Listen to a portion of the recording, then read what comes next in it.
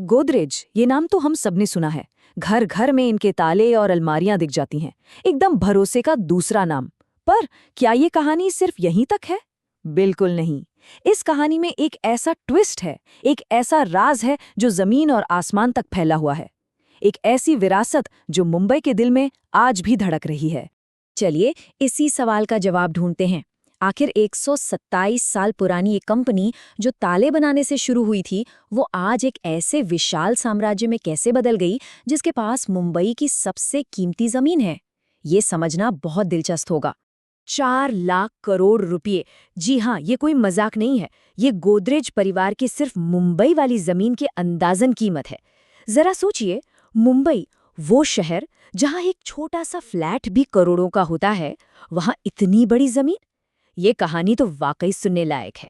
इस कहानी को समझने के लिए हमें थोड़ा पीछे जाना होगा, उस जमाने में जब भारत आज़ादी और आत्मनिर्भरता के लिए लड़ रहा था। नींव वहीं रखी गई थी।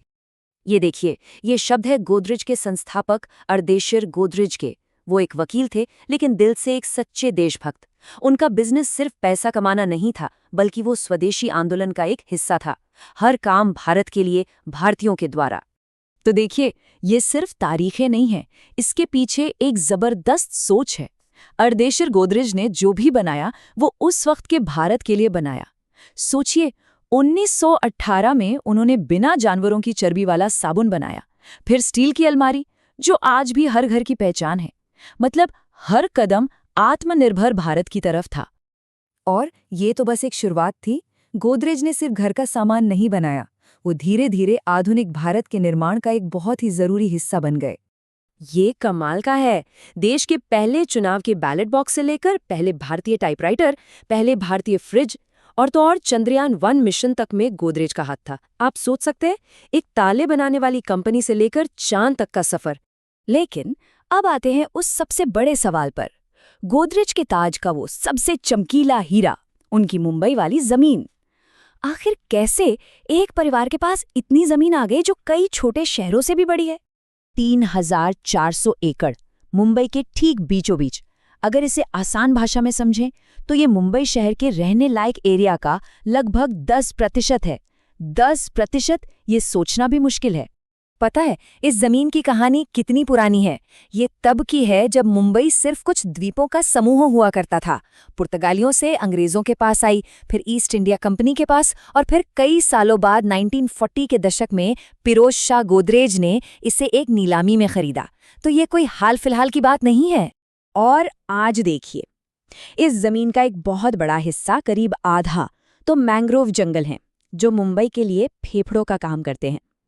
कुछ हिस्सा डेवलप हो चुका है, लेकिन करीब 1,000 एकड़ जमीन अभी भी ऐसी है जिस पर भविष्य में कुछ भी बनाया जा सकता है। यहीं से असली कहानी शुरू होती है।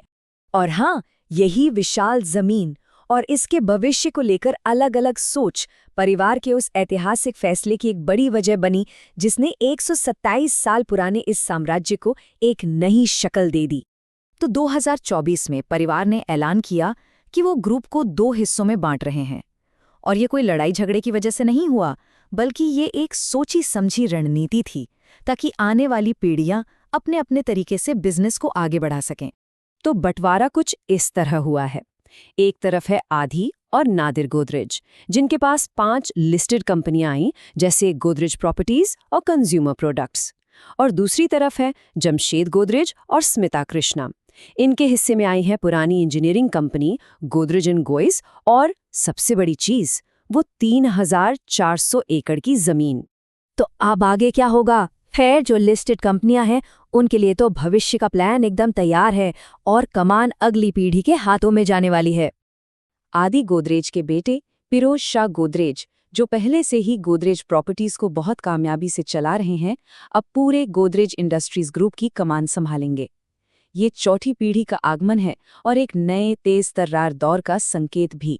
ये पूरा बदलाव भी बहुत अच्छी तरह से प्लान किया गया है। अभी नादिर गोदरेज चेयरमैन हैं और अगस्त 2026 में वो रिटायर होंगे।